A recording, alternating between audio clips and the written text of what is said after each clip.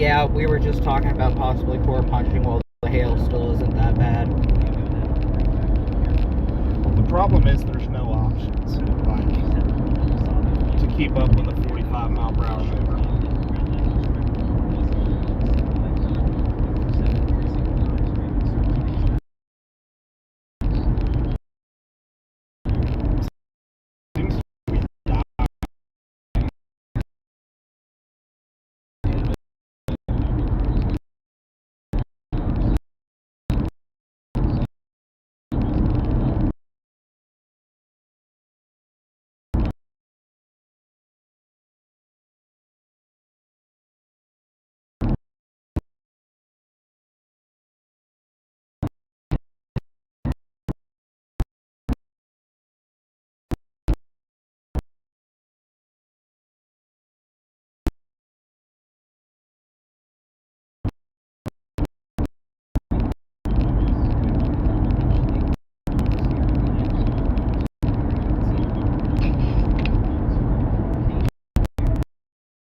Josh was thinking drop him.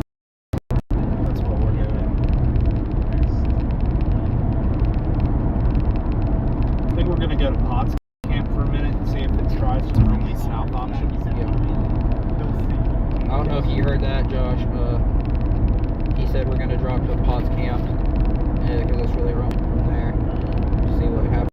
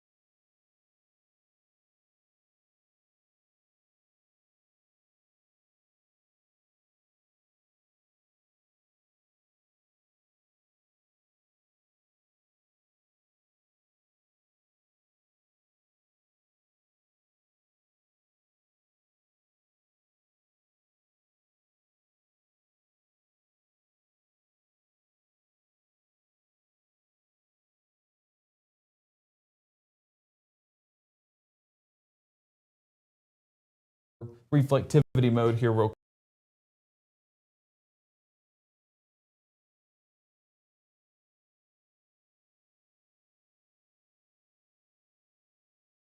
Three of these to wake you up in the middle of the night if you choose to go to bed. Totally get that. But just know that there are still some thunderstorms out there that we are going to be watching and have to continue to watch, including one storm near the Marshall and Lafayette County line that is showing signs of rotation and still trying to kind of maintain some of that rotation. Mississippi Live weather at 9. We're going to go and start that broadcast, I believe, here in just a moment. I'll make sure I have everything ready behind the scenes so that we can do that and get things rolling. So let me click that. I apologize. Everything is up and ready to go. Okay, Mississippi Live weather at 9 starts right now.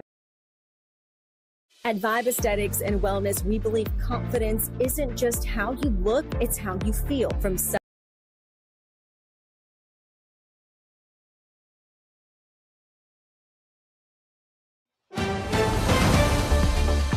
Mississippi's trusted weather experts. This is Mississippi Live Weather at 9. Okay, welcome back to Mississippi Live Weather at 9. I'm Chief Meteorologist Matt Laupon here. Hopefully you're doing okay tonight. We are tracking some severe weather potential continuing in the overnight hours, and it does include most locations here across the far northwest portion of the state. Many of us, though, are passing sort of severe peak, and there's more than a decent chance that most of us do not see tornadoes tonight, thankfully. The severe weather risk, that level 3 severe weather risk, still in place for far northwest Mississippi. Tornado risk is there as well. You can see that level 3 tornado risk sits right at the Tennessee state line. That's a little farther south in some cases than it was earlier on. That strong tornado risk is primarily to the north of us. Damaging wind, still a possibility. Destructive wind up to 75 miles per hour, probably not. Large hail on our True Shield roofing. Hail risk, still a possibility for some, but the most significant back to the north and west. The thing we have to make sure we're clear on is that storms have largely underperformed, with the exception of a single one that we're going to hear in mere moments. And we expect to have thunderstorms on an isolated, fairly widely scattered night that eventually move in from Arkansas. But we have not really turned over we have to make tomorrow entry for. So hopefully that's not how this plays out, but that does remain a possibility here. Let's go to Mama Justice Doppler radar at the wider shot. And there's real storms. One there that's near the Marshall and Lafayette County line that is the one of greatest concern at this point in time. On Mama Justice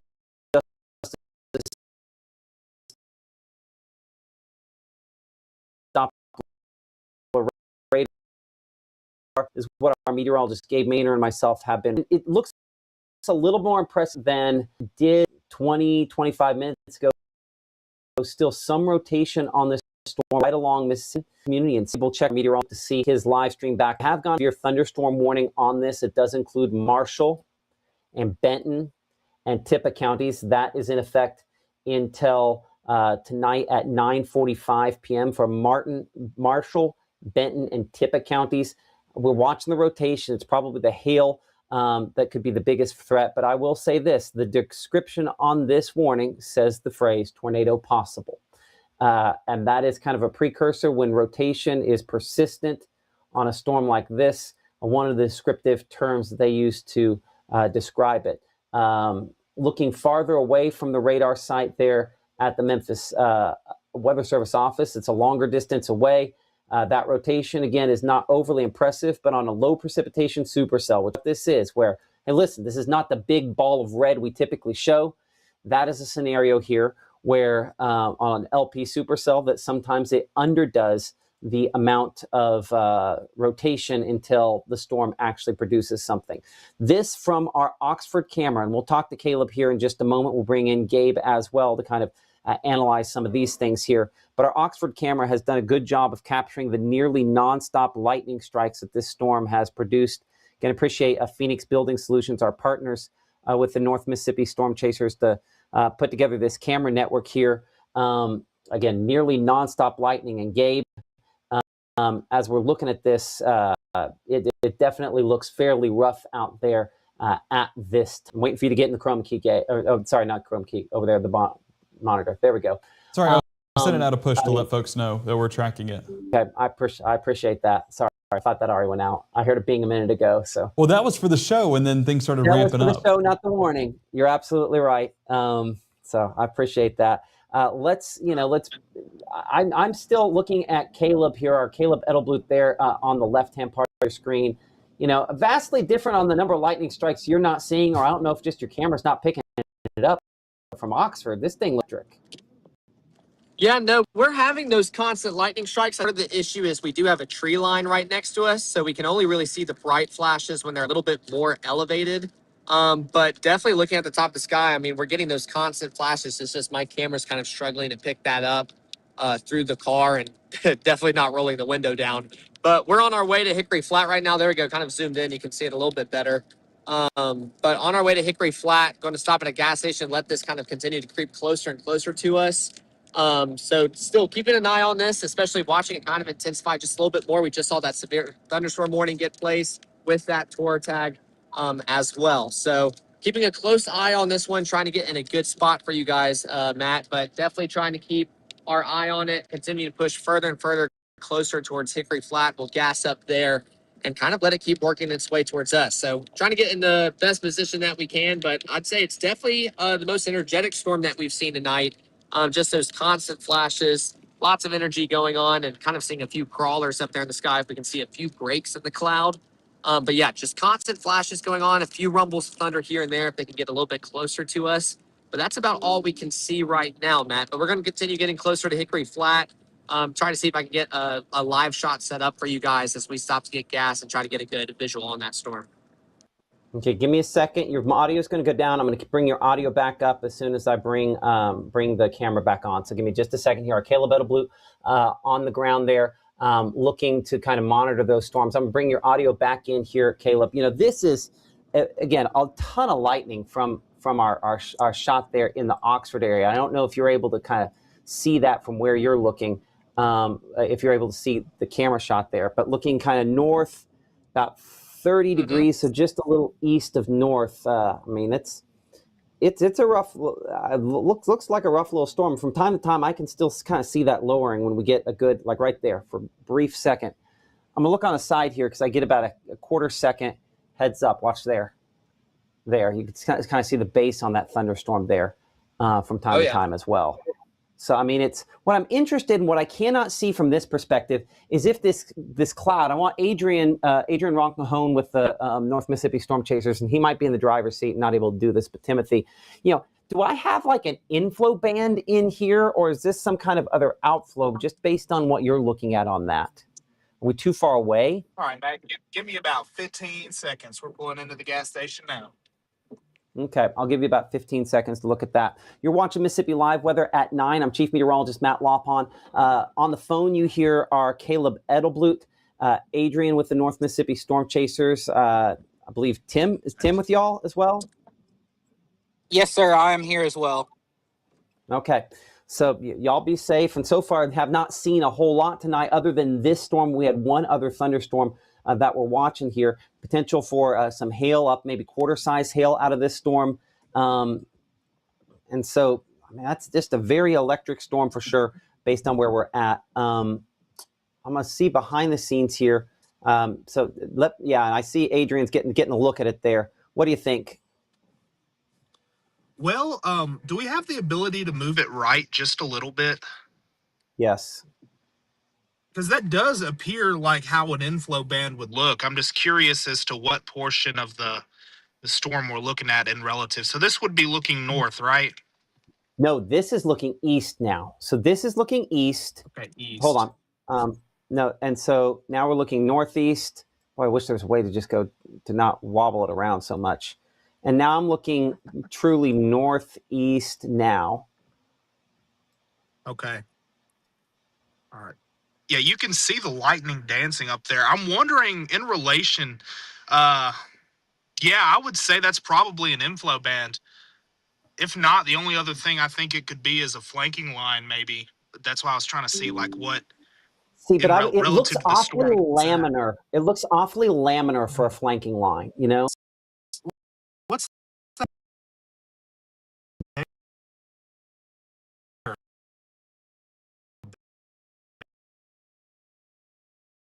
I mean, so yeah. you guys Right. are here north in that camera. Let's just here, for example, if we're seeing that from east to northeast, right? So yeah, I mean that easily could be an inflow tail going somewhere like Absolutely. this, right? Yes. I Absolutely. And wonder if that would be absolutely correct. okay.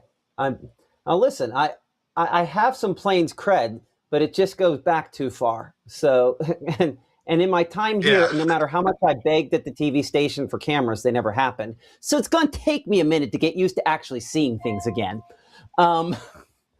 So yeah, I mean, so yeah, that shows again a well organized. I think you would agree that shows a well organized storm with it that is kind of controlling the environment. Those are the scenarios where perhaps it can pull something off, and there's just a lot of lightning out of that. I mean, lightning's up to 150 strikes over the last, especially for an LP. Mm-hmm. Absolutely, 100%. What we're waiting on now is to see. I found it odd that the storm is moving at a more easterly motion. What we're waiting on, and the reason why we're in Hickory Flat instead of closer, we're expecting this thing to turn right somewhat before it decides to, if it does decide to want to produce a tornado. So we want to keep the fast southeast interstate option in play, and we also have a north option out of here in case it decides to continue northeast for a little bit longer. Oh wow! I was gonna say you're about to get some hail. There it goes. Yeah, Well, we're under an awning right now at a gas station, so either way, we're going to have to let this thing pass to an extent. We want to pop out in the inflow to the south of it at some point here. Yeah, that's not good. yeah, that I was gonna say that hail, and I'm when it does the peak threat, yeah. And this is going to overdo this a little bit, but it says 2-inch hail, not impossible, and I do think it's hold on. Okay, this nugget of information. There was Todd, who's the warning coordination meteorologist up there, mentioning they're about to hop on a call with the Storm Prediction Center, which are the people who issue watches about a tornado watch for North Mississippi. So kind of an early thought process that they're going to have that discussion again about whether or not to put out a tornado watch for North Mississippi. Now, in saying that, what time's the PDS watch until? 11 o'clock. So this is kind of the deal on this. I think the watch might include part of North Mississippi, but it could also be part of the replacement for this PDS watch that largely has had very few reports in it up here to the north. So I'm thinking that that's probably how, if some North Mississippi counties, and I don't think I'd expect it to go much farther south than really Water Valley or even Tupelo, and that might even be pushing on how far south. Let's be clear, the only reason North Mississippi would be included in this watch is because of this storm. And what it's capable of. Fair statement? Yeah, absolutely. We're just not able to get storms going any further south. The forcing has been hard to come by. So I think what we're on is basically going to be the show for the rest of the night, at least in North Mississippi. I completely agree. And listen, now from the, let me think, this Memphis, so this is still the Tower Doppler weather radar.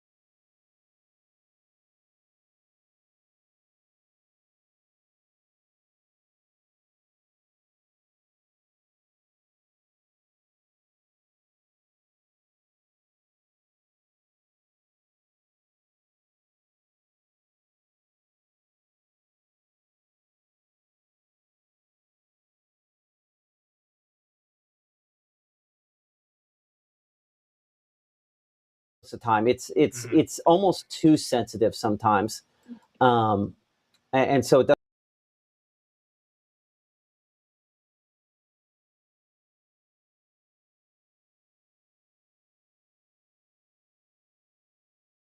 Here, the camera. I'm going to pop the camera back up here just to get another shot there from the Oxford area of, again, the nonstop lightning that we're seeing, the inflow into that storm. It's an organized storm, and this is looking directly northeast. I wish I had that on my one in the corner there, but yeah, it's a pretty significant distance to look away. And you guys would be looking through the precip course. You wouldn't have any kind of view at this point, would you? Yeah, no, absolutely not.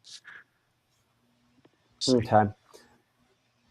So I'll try to stay a little bit out of the way. I do think it's worthwhile to stay on this because this is probably the most likely location for us to see a shot, unless let's see if Pontotoc ever got rotated back around. A, B, C, D, E, F, G, H, I, J, K, L, M, N, O, P. Am I the only one that still has to do the ABC song? Or is that... Okay, Pontotoc is rotated back around, and I now have control of that again. Give me a moment. We're going to pop up Pontotoc. And I think we can... Looking at this here, and I'll pop it back full screen again. Your mic might go down here, and I'll bring Gabe in here for a moment. Get his eyesight on this as well.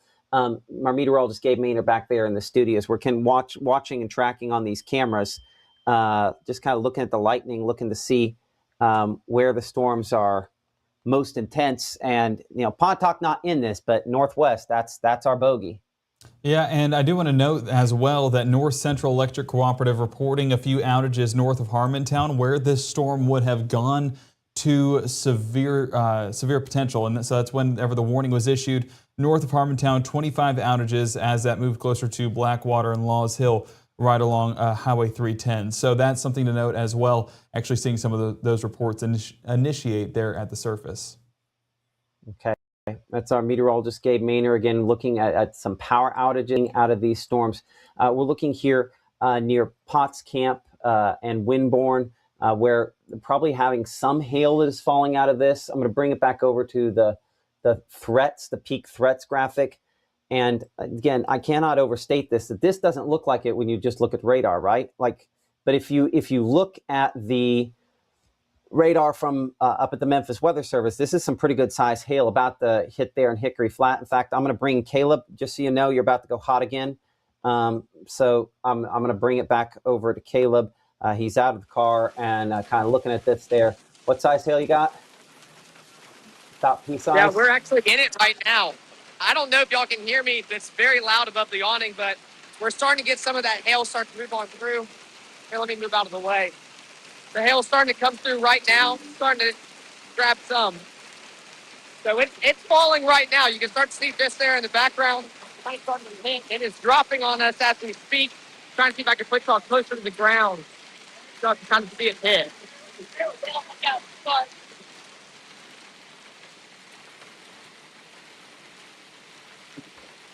But yeah, no, that hail, it's definitely falling right now. And you can hear it if you change. I can barely hear myself talking right now. So definitely in that hail core right now. But good news, it's not looking like it's meeting that severe criteria with that inch hail.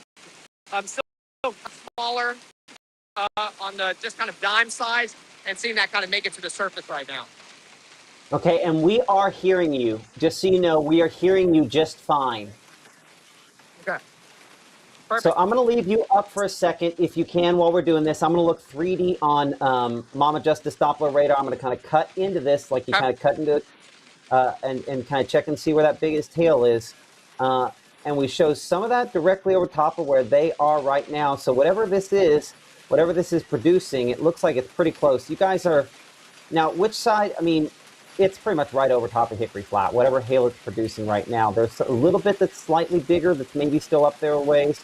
But it's largely over Hickory Flat right now, I would say. So this is whatever the biggest hail it is, and looks like it's just really, really heavy rainfall going alongside of that as well. So that would be somewhere around dime-size hail. Is that a fair description? Caleb? Is it a fair description to say dime-sized hail? I'm going to make sure that Gabe's passing that along to the Weather Service. Okay. This is kind of what we're looking at. I won't be able to hear what you're saying, but I'm trying to collect some of the pieces of hail, just super loud on the awning. Trying not to yell into the speaker right now. That way I'm not yelling into y'all speakers, but definitely falling here. I'll definitely work on getting some more hail samples for you guys, bringing out the hard hats out here as we try to get some hail for you guys. Okay. Hey, I appreciate it. Y'all be safe. You know, no reason, like there'll be plenty of opportunity to get that. Our meteorologist, Caleb Edelblut there, tracking Yes, that. We'll also, again, probably do a screenshot of this. I know that Gabe has some additional information that we'll talk about here in just a moment. But Caleb is kind of in the heart of what all is falling there in the Hickory Flat area related to this pretty much right now. We'll get a number of lightning strikes. It shows 4,000 lightning strikes, but that's capturing all the storms up north because I tilted it back so much. New severe thunderstorm warning expanded southward because of the motion on this that does include Union County, Union, Tippah, and again, kind of the rest of Marshall County there. So the hail size increasing a little bit. Let's go to Caleb for a second. Yeah, let's see if I can kind of get that in frame for you guys. Again, I'm not really going to hear anything you're saying. I definitely don't want to yell in the speakers, but trying to get some of these in my hand. And of course, the car's revving in the background as well. So just very loud out here. Sorry, I need to shift that up just a little bit above my nameplate so you guys can kind of see what's going on. But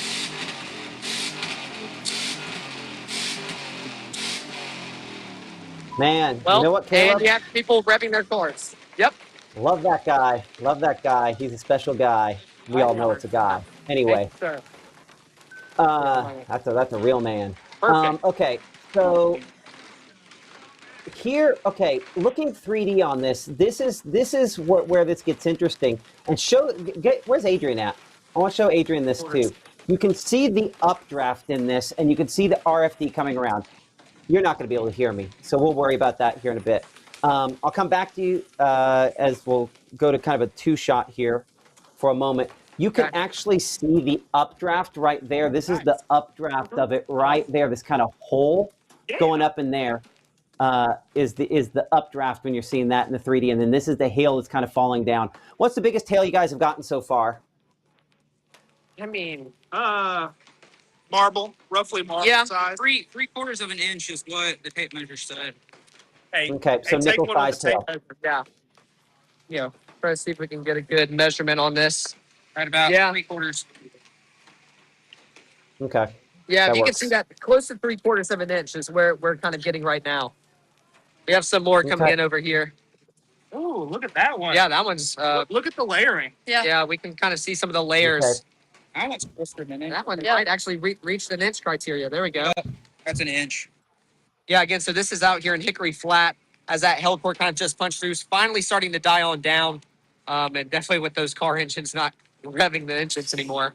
But yeah, definitely lots of hail that fell through. You can see the layers, and especially with some of those that Taylor just found, definitely meeting that inch criteria. So thankfully, it looks like the core kind of started moving on through, not quite as loud anymore.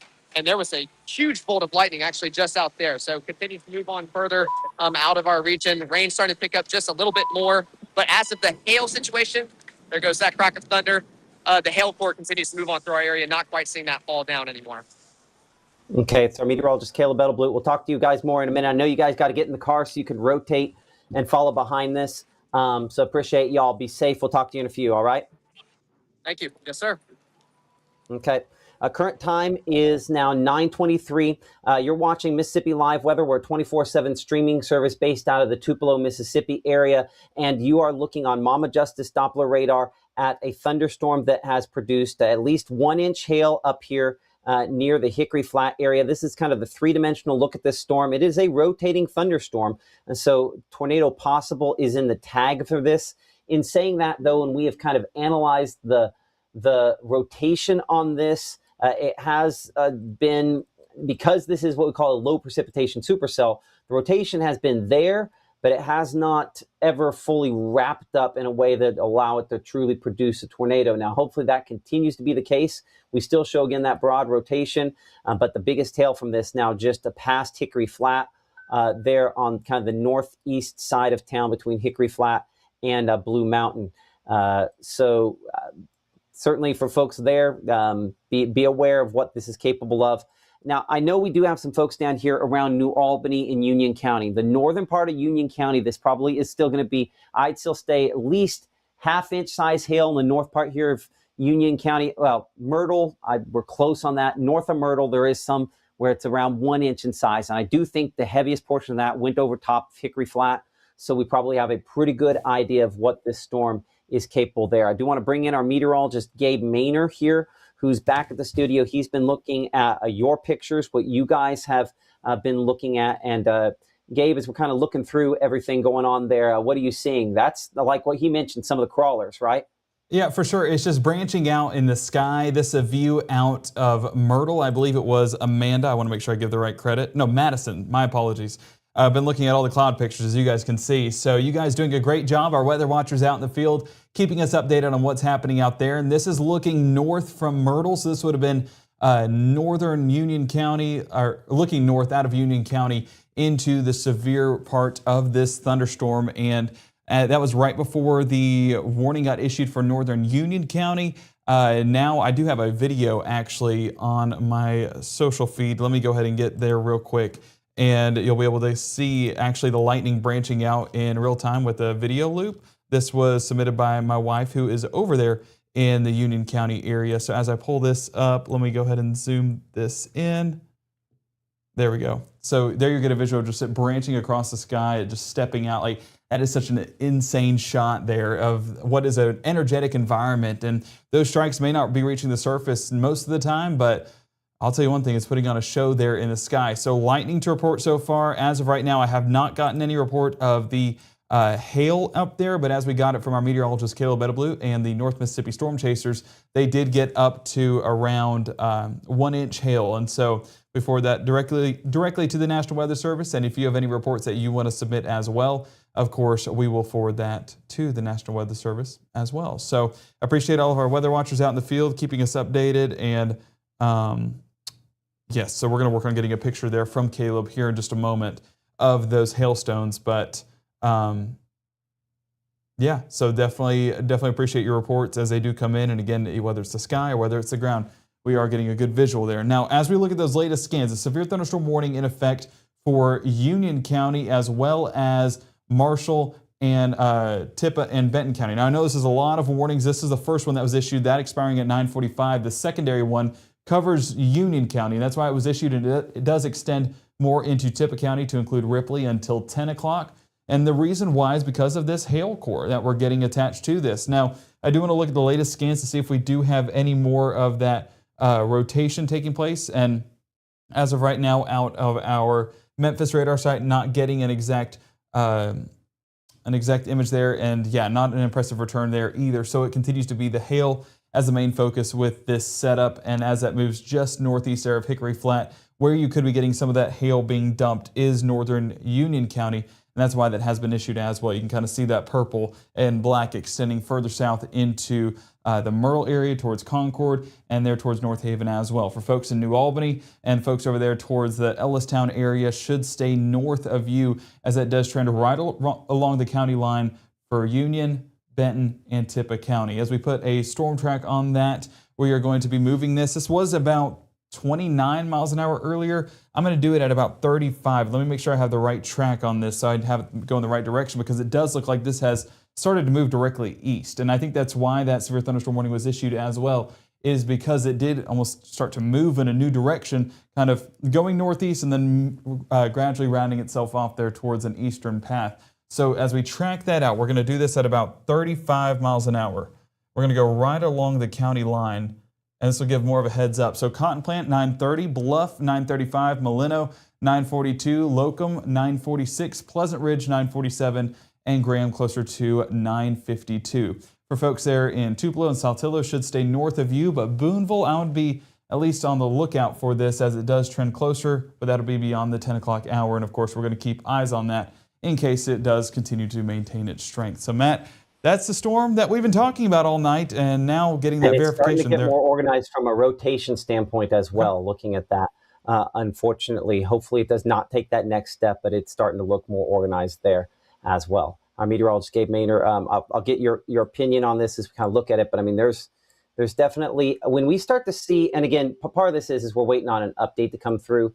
We've got the radar halfway through the scan there, but back toward Hickory Flat, there's a little bit of rotation showing up more on the backside of that. Now, on the lowest levels, it's not there, but the fact I have anything that resembles kind of an RFD on that is definitely noteworthy and interesting, because that'll be the first time pretty much that radar has started to show that.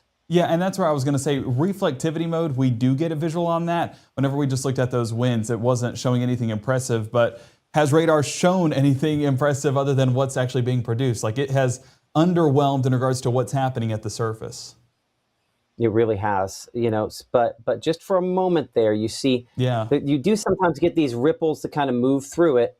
And we've got one that's kind of going through right now. I don't think it'll be enough. But it shows you that there is some shear out there working on this, trying to get this to take that next step. But Blue Mountain, Bluff, Dumas, Locum, Concord, North Haven, kind of all in the path of what this is all capable of. A couple other things I'm going to show here real quick. I'm going to bring it back over here into the remote room-to-room weather center.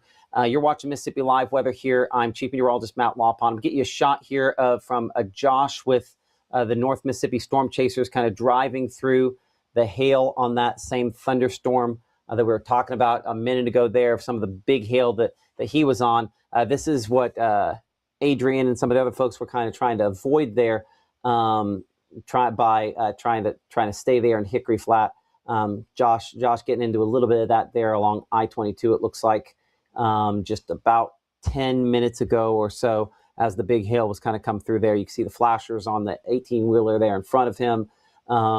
Just not a pleasant thing. I-22 now clear from that, more Mississippi Highway 15 in that zone where things are more active. I'm going to see if I can pull up another video that he sent in of a little bit of that hail. And this even a little more difficult to see. Again, Josh with North Mississippi Storm Chasers. We appreciate our partners with the North Mississippi Storm Chasers for sharing with us and for working alongside us in this situation here.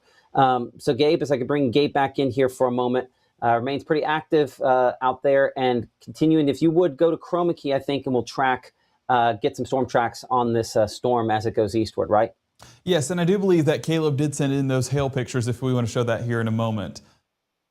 Okay, I think we can do that. We'll go ahead and show those hail pictures here.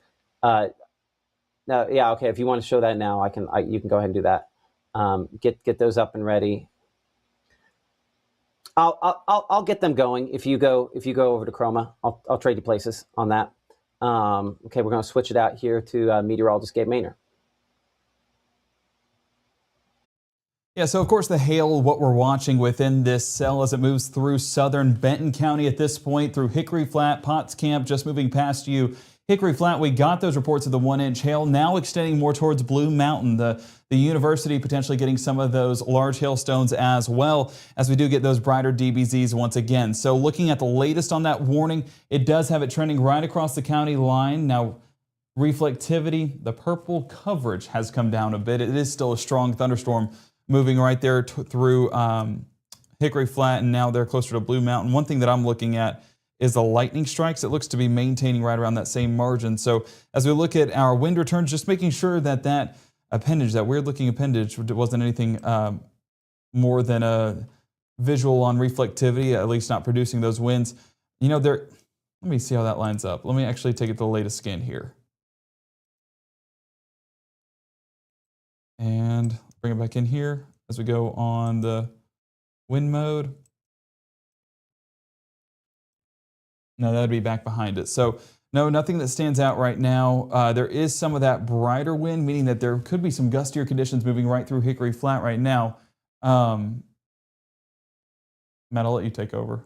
I was clicking the mouse when you were clicking it. But yeah, so as we track this out, moving there towards the east, still at about 30 to 35 miles an hour or so. We're seeing Pleasant Hill by 935, Molino 937, Keonville 938, Clariesville 939, New Hope 939, Locum 943, Dumas 947, Mitchell 952, Geeville by 1001, Frankstown by 10:08, Blackland 10:10, Wheeler by 10:10 as well, and Gaston by 10:20, Boonville 10:23 if this were to hold together and maintain some of that 1-inch hail. So as we've watched this progress, we can see that the severe thunderstorm warning is still in place until 10 o'clock. So here in the next 25 minutes, this one back here, they have shaved off a bit of that coverage area to only include southern Benton County and southwestern Tippah County at that point, and that's until 9:45. So that's here in the next 10 minutes or so. Nonetheless, this is still producing some large hail and working its way there towards the surface. Let's actually look at that True Shield Roofing hail swath. Whenever Caleb and the North Mississippi Storm Chasers reported some of that hail reaching the surface, you can see that it was more of that probable tag. Let me actually make sure to click the right pixel. Probable tag rather than the possible tag. And that's where we usually get some of that large hail to verify all the way to the ground rather than some of the smaller sub-severe hail. And so that was where we got the 1-inch report right around Hickory Flat where they're at, and verifying that with our True Shield Roofing hail threat, Matt, and of course verifying it on the ground. And I think you have those pictures pulled up. I have a couple of those different pictures behind the scenes here to pull up for everyone as well. So bring it back in here. We'll kind of pull up a couple of those. So this one, again, from the Hickory Flat area of some of the hail. Always helps if you put something next to it, but you can actually see kind of the rings and the structure on the hail there that fell in Hickory Flat within the last about 10 to 15 minutes or so as it kind of moved through those locations there. Checking our chat back and forth with the National Weather Service. Still chatting with the Storm Prediction Center, trying to deal with combining existing watch over Arkansas with West Tennessee, trying to figure out how all that's going to end up playing out. What they're looking toward is the possibility of needing to issue a tornado watch at some point here in the future later on tonight, because unfortunately, that still is something we can't completely eliminate from possibility there. We have started to see a weakening trend when we look at, again, the peak impacts on this. If we make this a loop over the last 1 hour, kind of showing this here, there are some spots there right when it was very near Hickory Flat, or at least just a little to the west of that, there close to Potts, where right over Potts Camp, some of the estimations 2+ inches on that. Whereas if we watch the track of that as it went over top of Hickory Flat, we could see the peak that they got to was about 1 to maybe 2 inches there. So they got, in this case, it was a larger quantity, and it's not impossible. Maybe there was a hailstone or two that was larger than an inch, inch and a quarter in that as it moved through. But we can tell that solidly when we look at the peak threats at this, those threats have come down as it's approached Blue Mountain and Bluff and some of those other spots. You can also tell that looking at the lightning.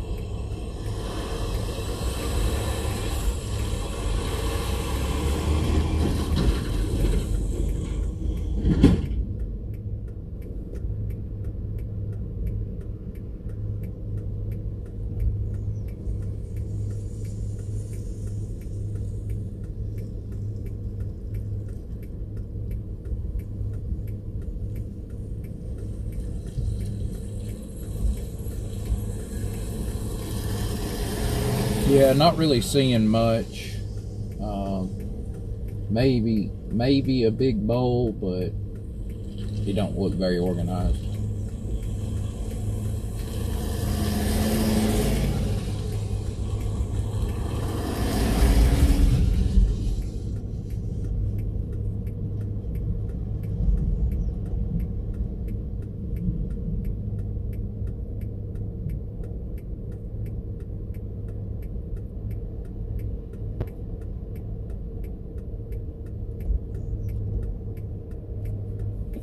Myrtle exit 22.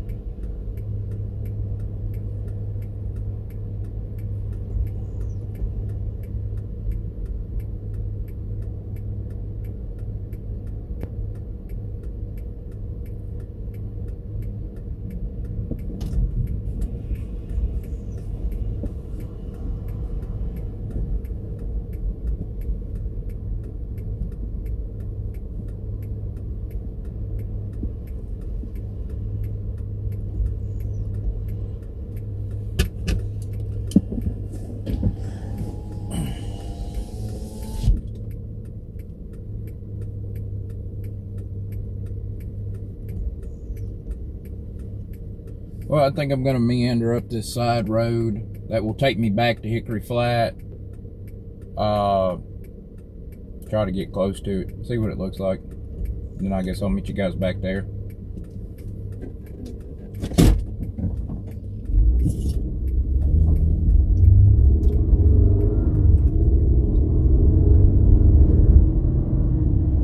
Dang, it should still be popped.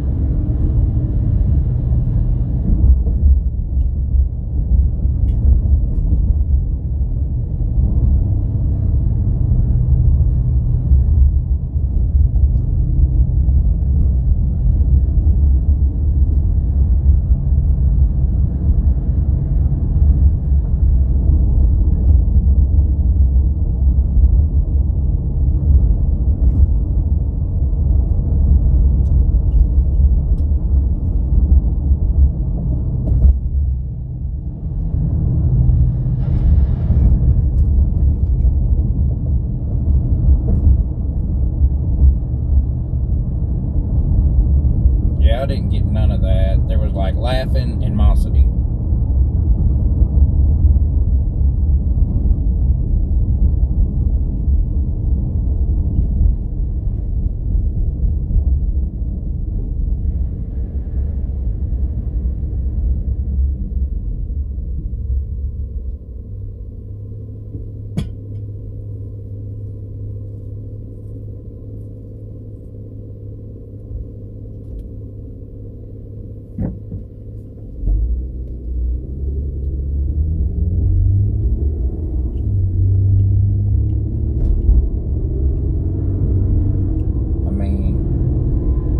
That's how he's gonna be. I'm sorry I'm getting all the good stuff today.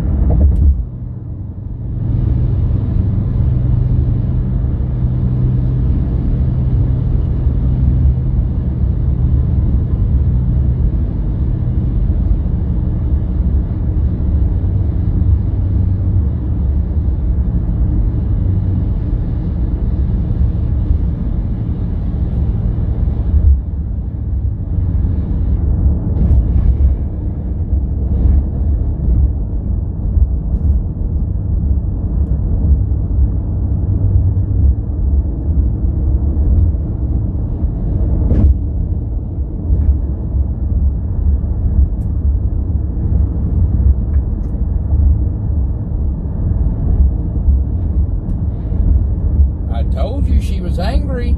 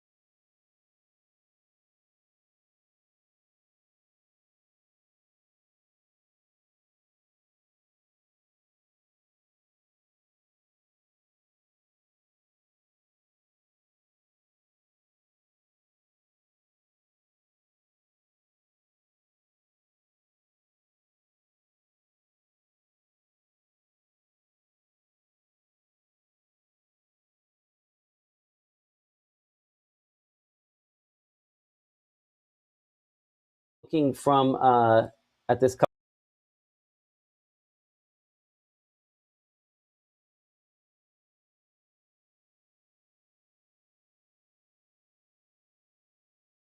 Gaston by 1022, Thrasher 1032, Altitude 1033, and Hills Chapel close to that same time frame as well. This has come down significantly compared to what it was earlier on, but still not impossible to get some small hail out of this. But I do expect that they're going to let that severe thunderstorm warning expire at the top of the hour once we start our 10 o'clock broadcast. But the reason why the tornado watch was put in place, this is what I wanted to go over, was not for this individual cell. The watch is in place because this whole entire cold front is advancing towards the south and will eventually work its way into North Mississippi and still potentially having that tornado threat around. As you can see, we still have multiple tornado warnings in the northeast part of Arkansas. Those will be moving more east into northwest Tennessee and southwest Kentucky. But as this line continues to branch off there towards the south, and we can put this on a 1 hour loop to really let you visualize it, these are working to extend further towards the south and west. And with that, we get that new severe thunderstorm warning tag. Well, as that continues to move east, we're eventually going to work far enough south to where this eastward moving line moves into North Mississippi. And in fact, some of these storms will actually begin to move south and east into North Mississippi. And if they maintain that rotation, which the environment is still favorable to do so, then we could be looking at a few rotating storms here in North Mississippi. A beneficial thing that Matt was going over just a moment ago is that we think that strong tornado threat can be ruled out. In fact, let's actually take a look at that SPC risk, because I know they updated this earlier on this evening, and that level 3 threat still for northwest Mississippi, level 2 threat right along that Natchez Trace corridor, and level 1 threat for the rest of us. If we look specifically at that tornado threat, it's going to be right along the state line. But one thing that I will say is that level 2 threat is still in place, not for that individual cell, but for that main line moving through as it extends further south into North Mississippi. But as of right now, that strong tornado risk is in there, but with how things have gone so far throughout the day, we don't expect that a strong tornado is expected here in North Mississippi, but a tornado is still possible as it does work its way to the south. So let's look out of our Monroe County radar site because it's basically sandwiched between the two at this point. And as we look specifically at this cell and we talk about that hail swath, which I'll work to pull that up right there, was more impressive back towards Hickory Flat. Not getting much of a return there as it's moving just south of Blue Mountain. And this is out of our Monroe County radar site. So overall, that True Shield roofing hail threat not going to be as concerning as what it was just a few moments ago. We can look out of our Memphis radar site and lining up well with that as well. Just south of Blue Mountain overall, that has come down significantly. So yes, here in the next 4 minutes, I think that severe thunderstorm warning will expire. And then we're going to be looking ahead to that next threat moving in here in the next few hours. Now, how that times out is something we'll be going over at 10 o'clock tonight with our chief meteorologist, Matt Laupon. So if you're wanting to go to bed, watch that broadcast and you'll be good to do so. But we are going to keep eyes on it here in the Room to Room Weather Center here for Mississippi Live Weather overnight, and we will cut in as needed to let you guys know. And you do get those alerts from the Mississippi Live Weather app as well as Weather Call, something that we really push here in that watch. I was about to pull it up, Matt, but if you want to take over and talk more about it. No, go ahead. Okay. Well, yes, Weather Call is something that we partner with here at Mississippi Live Weather. And so what it is it's $15 a year. That's real cheap in the grand scheme of things, just a little over $1 a month. You scan to sign up right there at the bottom of your screen, but what it does is it wakes you up. A phone call lets you know, as you saw me check my watch a moment ago, that was for one notification out of the last 15 to 20 over the last 10 minutes or so. So, and at Matt's is probably even more than that, but if there's a phone call, then we're more likely to answer, and same for you at home. And so it calls you if there's tornadoes, it calls you for a confirmation of a tornado. It even calls for severe thunderstorms or major flooding. So really helps you stay prepared. And the beneficial part is these overnight threats. I've seen folks in the chat saying, oh, it's another night threat. Oh my word, I don't want to stay up. Well, you don't have to with Weather Call. It calls to wake you up, and it calls with enough of a heads up to let you get to your safe place and get to where you need to go. So it's real beneficial if you want to keep a sleep schedule, and it's real beneficial to keep you informed as well, not just for you, but also for your family. $15 a year, and we highly recommend that, along with the Mississippi Live Weather app, to add to those layers of protection and to keep you guys safe. So Matt, it's really helpful for our families, and it'll be helpful for theirs as well. Absolutely. Absolutely. Appreciate that, Gabe. Okay, so current time is now 9:57. I think it's probably about time that we launch into the 10 o'clock broadcast here. Gabe, I'll wait for a thumbs up from you, and then we'll do push alert with the latest on the watch, and then we'll go from that here in just a second. Sound good? Perfect. That sounds good to me. Okay, so I'm going to bring it back in here. We'll give you kind of a quick, reset, and then and just double check everything. I do anticipate, again, this severe thunderstorm warning will be allowed to expire here within the next couple of minutes. Our storm has weakened. We do have additional threats overnight. Again, not impossible to see a tornado tonight. That's where this tornado watch comes from that angle, the not impossible angle. This is not a scenario where we're like, we're going to have lots of tornadoes. We're going to have big tornadoes. This is a prepared, don't be scared sort of situation. Not that it's not always that, but most certainly tonight, I am hopeful that we go all night long and we don't have tornadoes. And maybe that's always my hope, but I feel like there's a better chance of that hope being realized tonight than in some other situations. So certainly got to be paying attention nonetheless.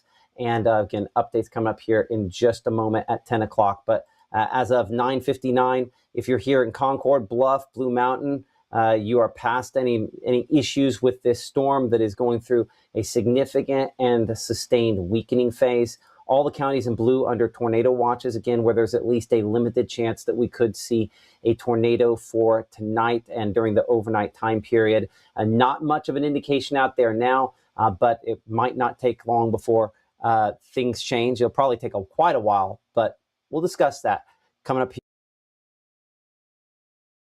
At Vibe Aesthetics and Wellness, we believe confidence isn't just how you look, it's how you feel. From subtle, natural aesthetics to personalized wellness care, everything we do is intentional. This is beauty with purpose. At Vibe Men's Health, we take that same approach. We focus on what matters most: strength, energy, and performance.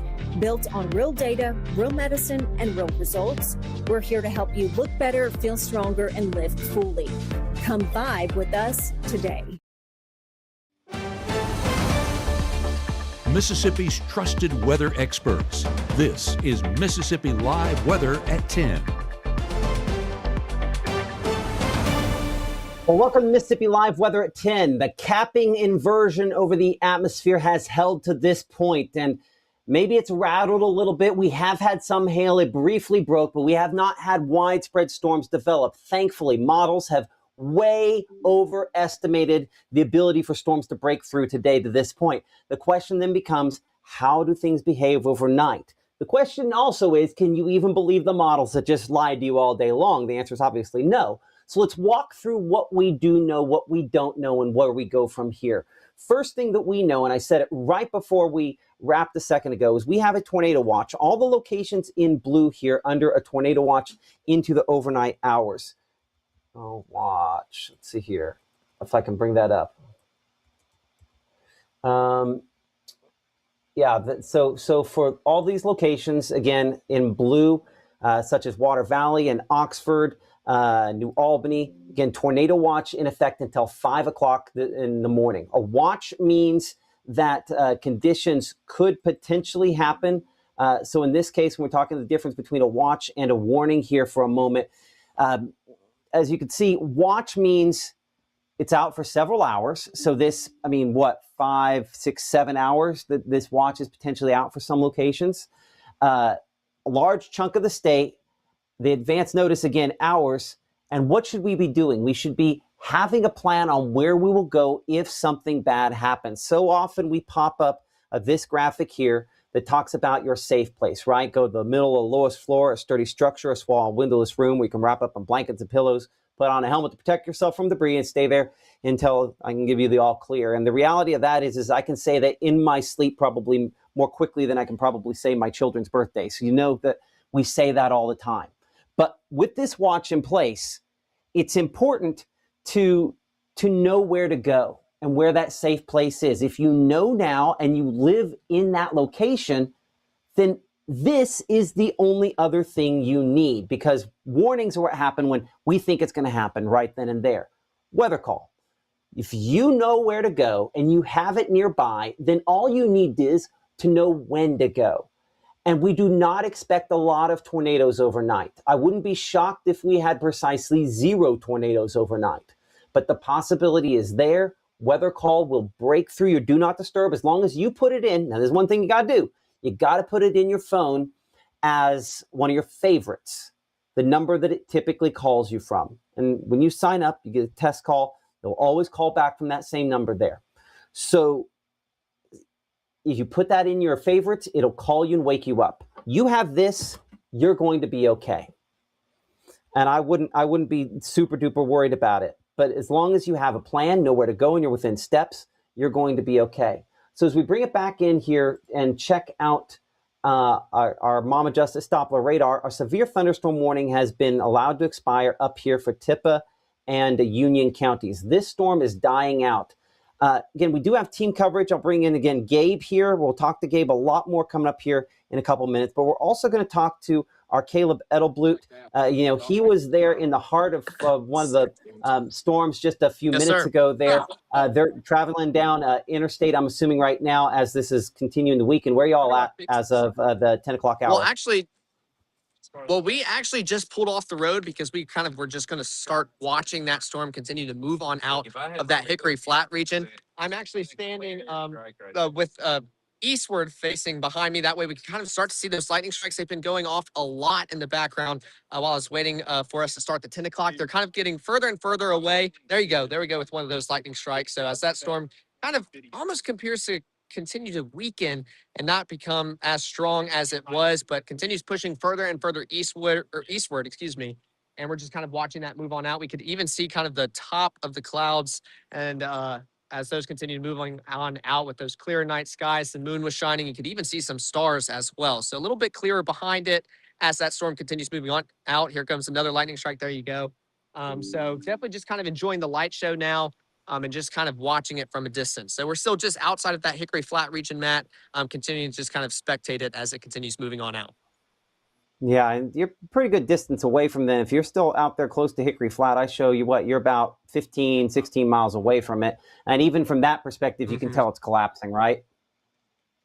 Yeah, exactly. No, we were kind of seeing that on the radar and just kind of seeing that in person. So decided to pull off, kind of try to see what we can capture with those lightning strikes. Still kind of behind my head right there. You kind of see the silhouette, but just kind of watching it from a distance as it continues kind of weakening and not really as mature as what we witnessed earlier.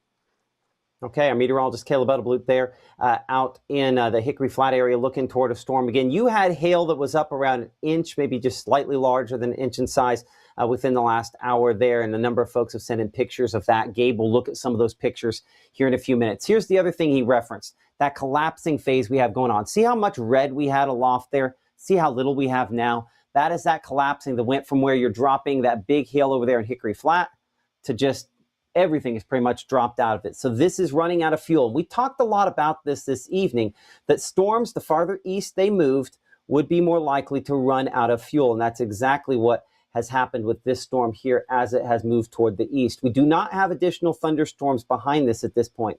There are a couple, as you can see, up there into Tennessee as you look farther north. And obviously we have these storms back here into Arkansas.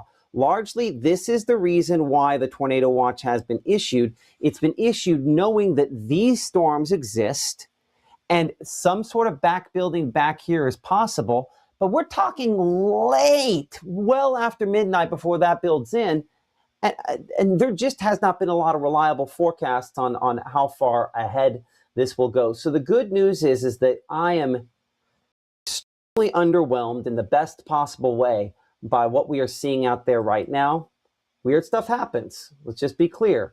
But as of 10 o'clock, things could look a lot worse than this. So our severe weather risk, again, the official risk, we do not expect to have a lot of reports of severe weather, but this, while it says Monday, continues through 6 a.m. tomorrow. We will have more thunderstorms between now and then for many spots.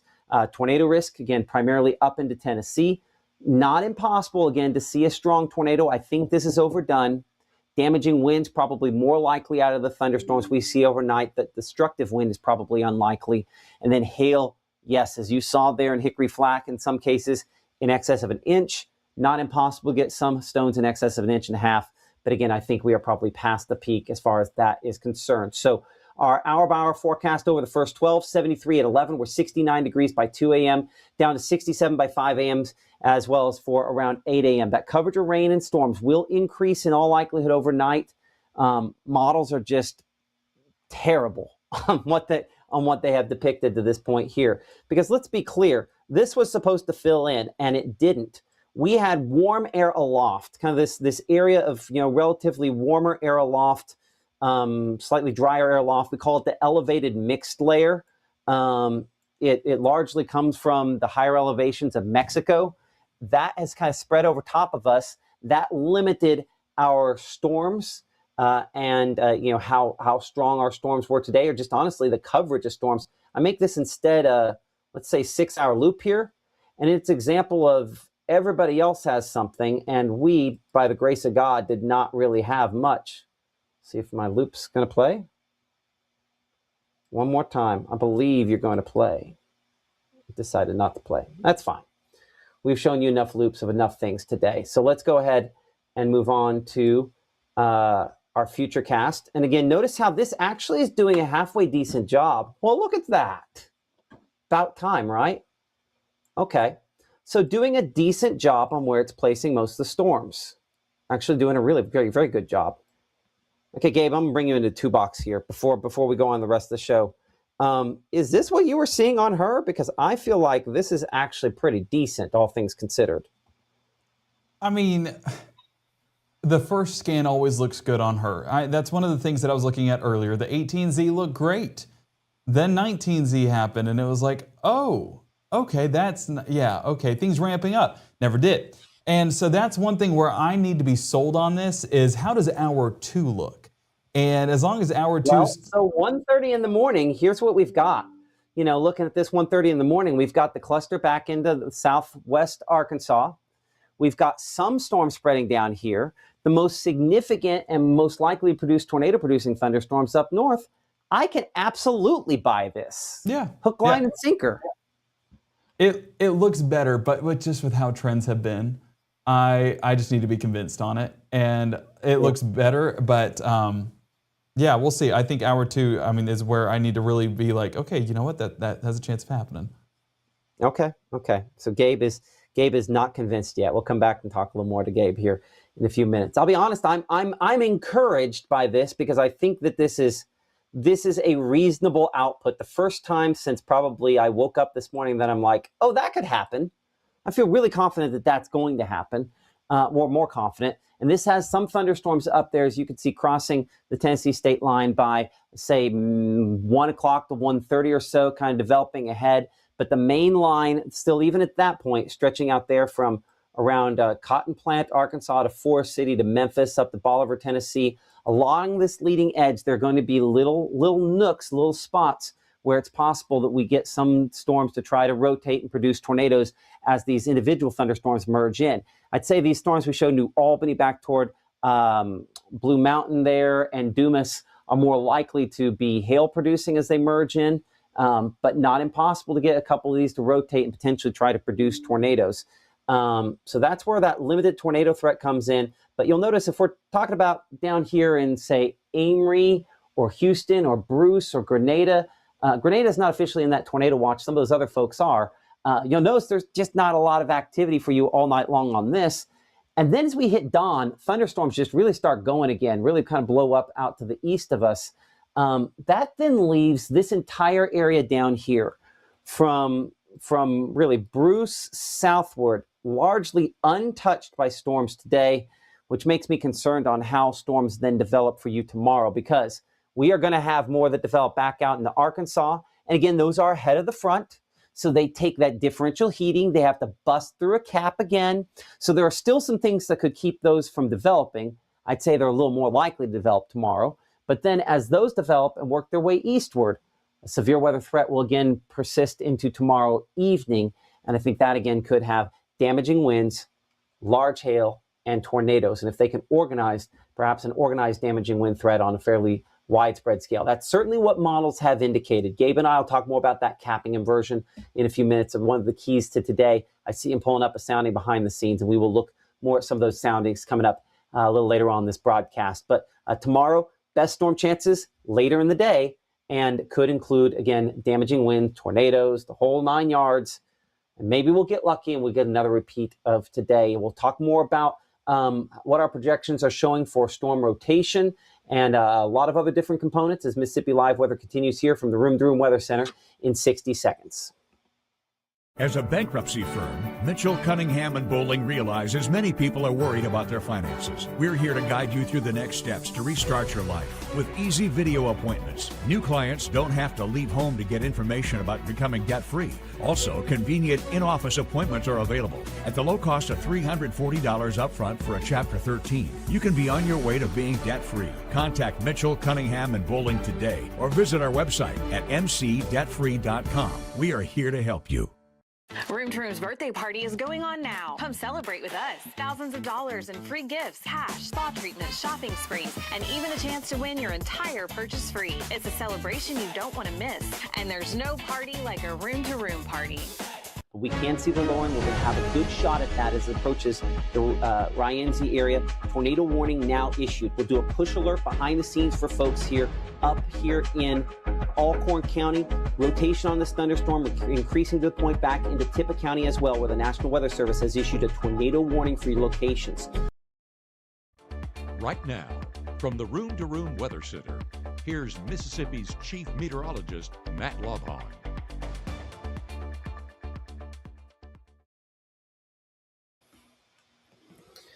Welcome to Mississippi Live Weather here at 10. I'm Chief Meteorologist Matt Lawpon alongside our meteorologist Gabe Maynor. Looking out in Smithville. Yes, Smithville, you are under a tornado watch until 5 a.m. I'll be perfectly honest. I think it would be a stretch to see a tornado this far south. Weird things happen, but I know that so many of you stay anxious on any severe weather event But the 15th anniversary of the big one, I get that a little bit more. So obviously our prayers are with you tonight, that you get a good night's sleep. I know I don't have to tell you about weather call or all the different layers. You know, when I tell people about building your armor, you do this all the time. But I popped up your camera to say I am very encouraged that we probably get through this one without a tornado for you tonight.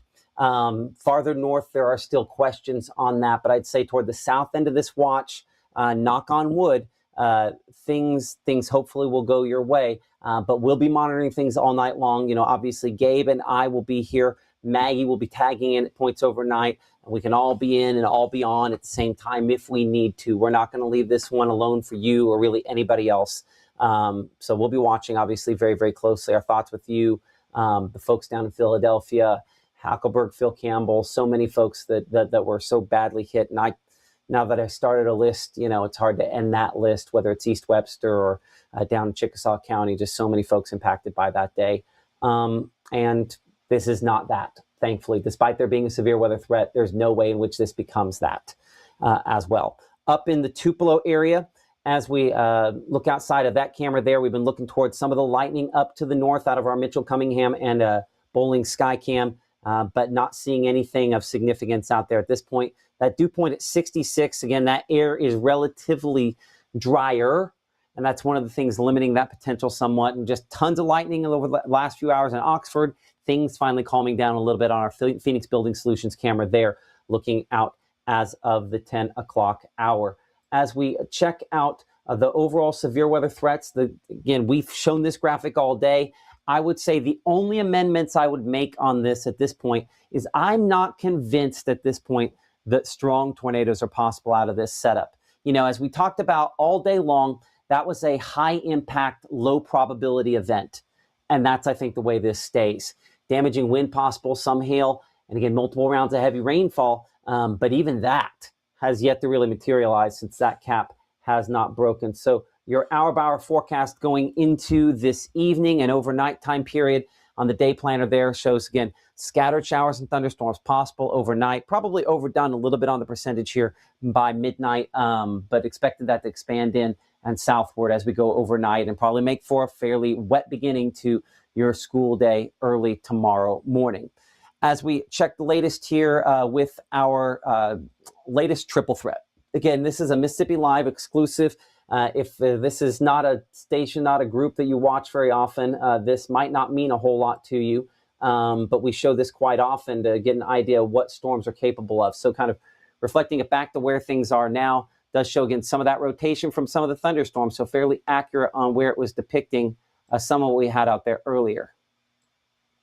There we go. So again, some of those storms, but it has those all pretty much dying. Does have overnight some isolated reports maybe of some wind and hail. This does not have a lot as I kind of revert things.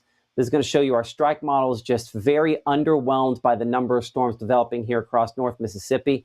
That's a good sign. That's what we want to see. By tomorrow afternoon, some hailers developing. Look at that.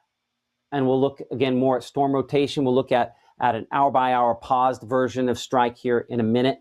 But does have some hail and rotation out of some of the thunderstorms there in Monroe.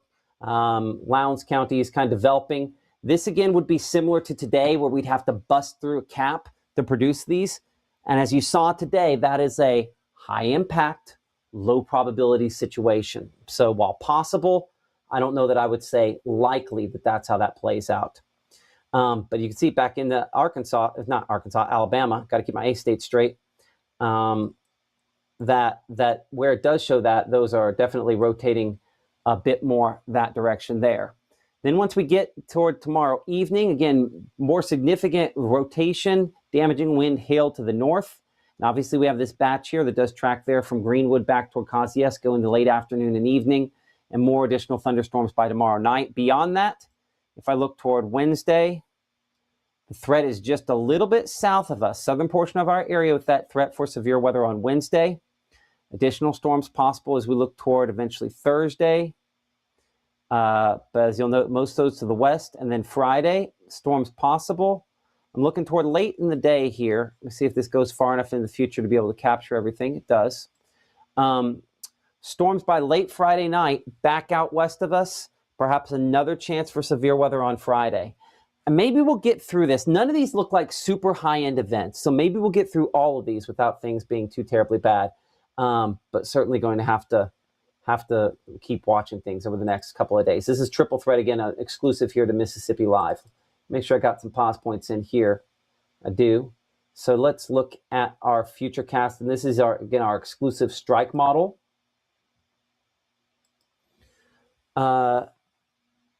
And I have it set to start at 6 o'clock. So as you can see, the initiation, it did kind of have some of the thunderstorms, did a decent job of kind of capturing some of those. Notice how it has a few storms out here in northwest Mississippi that should be ongoing at 10 o'clock. And as you saw a moment ago, we do not have that ongoing now, though we do have a couple things trying to pop up. That's overdone. So when we look at this, it even has those kind of falling apart and then just kind of regenerating these thunderstorms all night long up here north. By the way, if you're down here, Eupora, Louisville, you're like, why aren't you looking at me? We're not impressed by what we're seeing on this. Because we did not get this development out here in central Arkansas, a lot of we could see flooding, rainfall, lots of storms continuing all night long stuff, that hasn't happened to this point. And unless something very dramatic happens, it's probably not going to, thankfully. But up here into Tennessee, these storms will have some rotation. They've been very well advertised by our models, and then showing that kind of expanding southward there. Perhaps some isolated storms again. We're looking 6 a.m. here. Oxford back toward Greenwood, maybe some there as well. Let's look at storm rotation. Hopefully I put a good number of pause points in here overnight as well. So this on our HRRR does have a few more of these storms developing southward up here, Olive Branch, Holly Springs. What you don't see is a lot of strong rotation. There's not a lot of strong rotation on what we're depicting here. Now, there is some rotation, and you don't have to go that far north for there to be more issues up there in the Tennessee. But for us, not a lot of strong rotation being depicted on this here, not a lot of storms farther south. And then, yeah, that backs there just kind of quickly through by later in the early morning time period, if that's even a phrase that you can say, later in the early morning. And then storms trying to develop in the afternoon. Much like Strike, a couple of those have a little bit of rotation near the Mississippi-Alabama state line, but it's pretty clear cut where it's going to come from tomorrow. It's going to come from the west, and it's going to largely be people that didn't see storms today, which, I mean, was a lot of us, if we're honest. And then working its way in from the west there. So low temperatures overnight, mid-60s, still a lot of fuel out there to help thunderstorm potential for tomorrow. Your IMPC school bus forecast, 66 a pickup in the morning, maybe some isolated showers and thunderstorms out there, and then drop off. We're looking around 82 and a few popping up. 30% might be overdoing that a little bit in the afternoon, but we're going to play it a little aggressive because we do have a lot of fuel that did not get used up today, and appreciate IMPC on that school bus forecast. So here's that risk area for tomorrow. Does involve most of us under that level 3 risk. Tornado risk primarily back to, or at least odds of seeing a tornado primarily back to the west, where strong tornadoes are the most likely.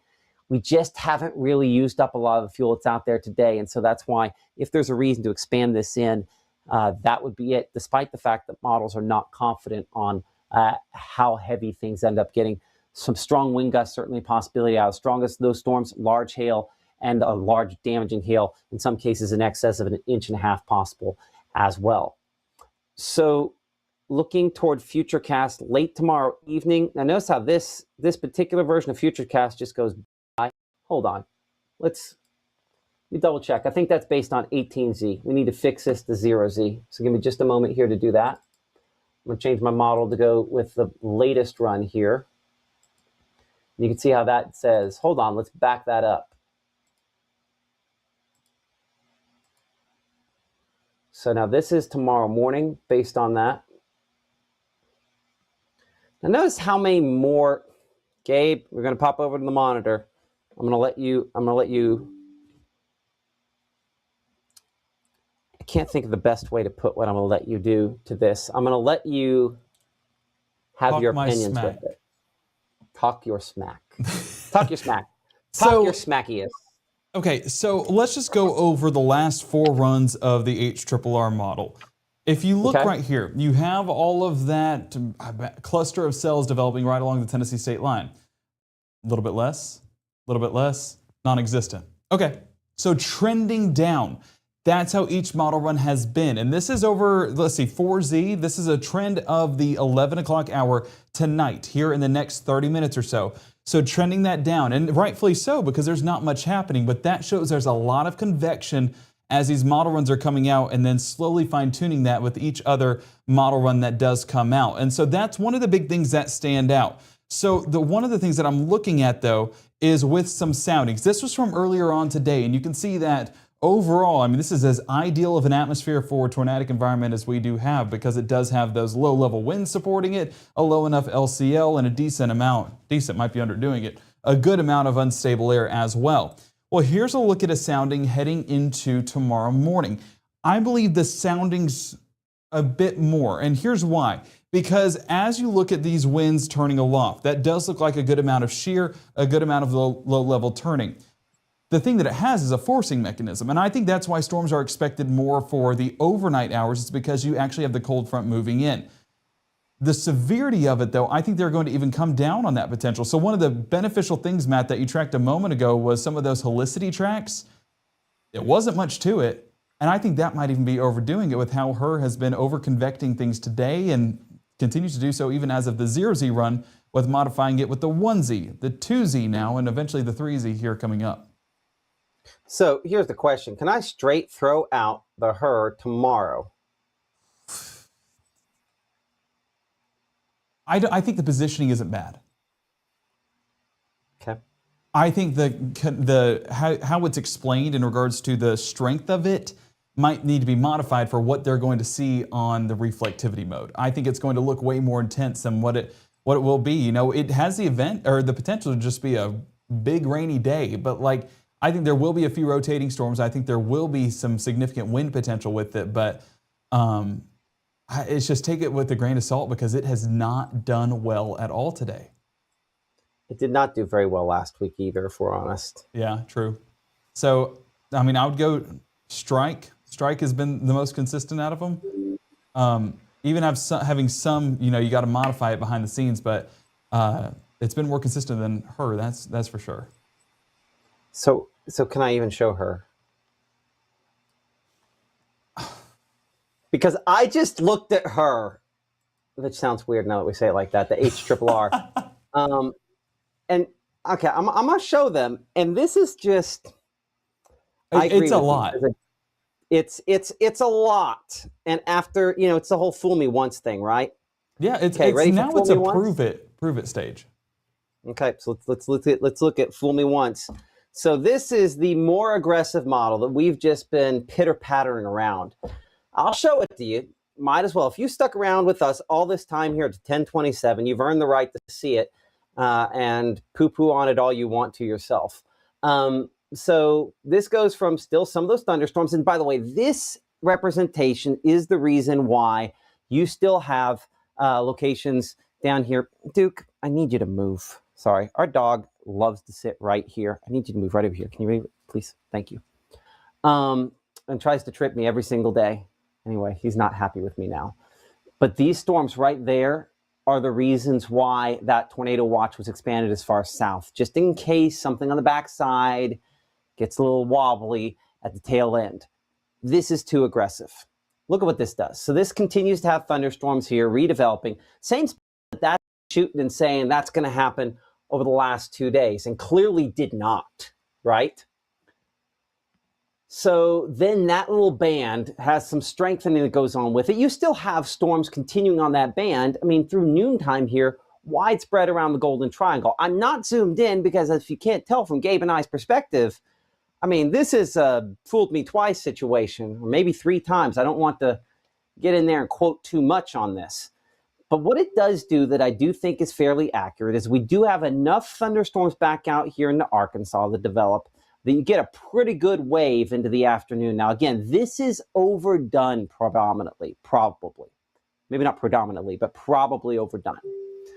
That might be the easiest statement of the day, because it just becomes widespread, substantial, heavy rain, gusty winds. Strongest is still south down here, Kosciuszko, Jackson, back out toward Monroe, Louisiana. This is where projections have had it strongest the last couple of days, in particular this projection. But but that is extremely aggressive on what it's depicting there, and then continues to depict isolated supercells developing back out there into Arkansas, that then goes South Arkansas, and then another round late tomorrow evening of storms everywhere. That continues midnight, 1, 2, 3 o'clock in the morning there before that clears on out. Again, weirder things have happened, but look at this. Then this shows by Wednesday, 1 p.m., kind of another batch out here and another heavier batch for Kosciuszko back toward around Macon. I just think that's aggressive, and that's the kindest way I can put that. Here's our strike model, which is less aggressive and thus probably fits the mold on where we were with what happened today. With most of the storms south and east, not a lot by midday, but notice you'll see a similarity in storms becoming more widespread out into Arkansas. Now, this does have a few developing over here in North Mississippi.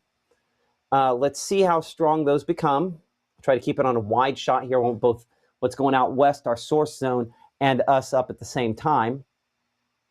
Okay, let's look at, say, 2, 3 o'clock. That has, these look like left splits, so these would be more hail producers as they expand back to the north and east. They'd be rotating. This only has a few storms back out here into Arkansas. And then kind of another bigger flare-up, 7, 8, 9 o'clock tomorrow. We've had these consistent storms probably producing some rotation near the Tennessee state line, largely part of whatever kind of effective front is left over from what we're seeing there. Give me a moment here behind the scenes. I want to see a discussion, National Weather Service. Hey, Gabe, look at the mesoscale update that NWS Memphis put in there, and wave me down here in a minute, and we'll talk about what they came up with on that. Gabe's going to take a look on that. And then I didn't have a lot of pause points in there, but then widespread mass rainfall late tomorrow. So where I see some consolidation on our projections, it's in this likelihood that late tomorrow, there's a better chance than you saw there, late Wednesday. Apparently I put no pause points in here on any of this.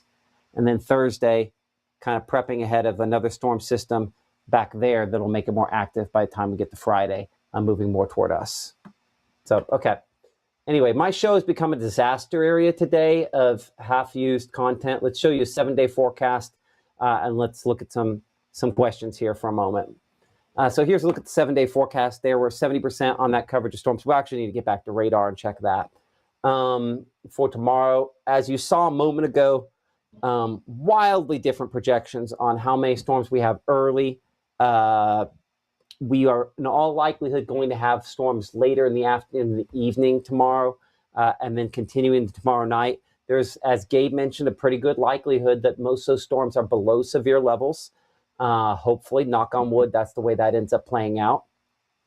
Wednesday, storms primarily south. Thursday, storms primarily west. Friday's a bit of a question there. We've been kind of waiting for some moisture, see how far north moisture is going to end up intruding on Friday. That severe weather chance could increase a little bit more as we go toward Friday before we clear things out. And look at this for the weekend. You can always tell when we got the drier air. When we're 40s there, that's a sign that we've got some drier air there coming in for this upcoming weekend. And Gabe was supposed to tell me before about frost, and then we never got into that. That's not what I want you to talk about at this instant here, Gabe. I want you to talk about that mesoscale discussion. What are they talking about? So basically, they're talking about the Arkansas storms right now, which is a big player in our forecast because that eventually moves across the state line. What they have in Arkansas is a discrete mode, meaning those storms are individually out there and they're able to absorb that energy by themselves. Once they're in the Boeing segment, once they're in the entire line of storms, then it becomes a different situation. So that's where they're more discrete in Arkansas. But once they do move into North Mississippi, it's more of a more conditional. And that means that it's going to be within the line that a lot of the unstable air they literally put in here, taken with a grain of salt, because they know what happened with models this afternoon. And I think that's a big reason why. If the HRRR verified today, the HRRR, I need to say that, the HRRR verified today, then tomorrow you're looking at a more significant event. But I think the Storm Prediction Center realizes that, the National Weather Service realizes that, and that's why they have us at a level 3, which is still pretty significant. But I think it would be even higher if they felt more confident about the HRRR, which just they shouldn't, and rightfully so, they haven't. So that's what they're watching for tonight, though, is any of that convections that's left. One thing they did note was that one cell that moved through Marshall and Lafayette County that dropped severe hail. It became well below severe limits, meaning that it's just not as primed of an environment to the east of us. And once those cells do get up and going, once they move east, eventually calm on down. So that's where that's what they're looking at, is kind of that conditional mode moving into North Mississippi, and the warm air aloft that's still acting as a lid. So they were talking about how that might likely be removed, but yeah, they're just not impressed. Not overly impressed by it. Not compared to what they have in Arkansas right now. In Arkansas, having multiple of those tornado warnings and severe thunderstorm warnings, and I agree with them. I think that that more significant threat remains out to the west tonight, and what we get by tomorrow morning is going to be a few rumbles, but I'm not impressed even with severe necessarily winds. I think that we might even stay below that if the HRRR continues to trend how it has all day long. Yeah, I mean, I wouldn't disagree at all. A lot of times when you don't break the cap early, you don't break the cap in the middle, you don't break the cap. We had one storm that kind of cracked it, but I don't know that it truly broke it. I mean, it broke the cap, but No cap. yeah. But we've got one. And so back here on Mama Justice Doppler radar, let's kind of give you an overview, and then we're going to answer some questions here. We'll answer some specifics, and we'll do some specific go to sleeps. Because I see we've got, on the app, we've got a little more than 5,000 people watching right now. I want to put you guys to bed if we can.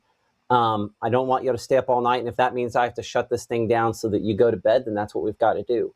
I know we've got a lot of work tomorrow, and I guess I could write you a note. Matt said I had to stay up, but I don't want to waste that opportunity for you in the future when it matters more.